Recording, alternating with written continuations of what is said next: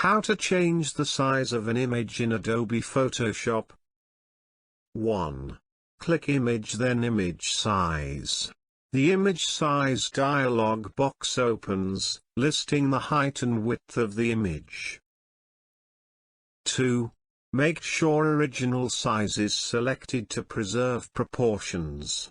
This automatically adjusts the height when you change the width and vice versa. 3. Type a size for width and height in pixels for images you plan to use online, or in inches or centimeters for images to print. 4. Select Resample to change the number of pixels in the image. This changes the image size. Resampling is the process of increasing or decreasing the number of pixels in an image.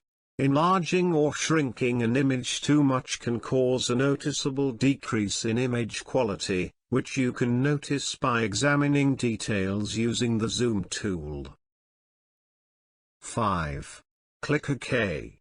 Photoshop resizes the image. Done. Thanks for watching.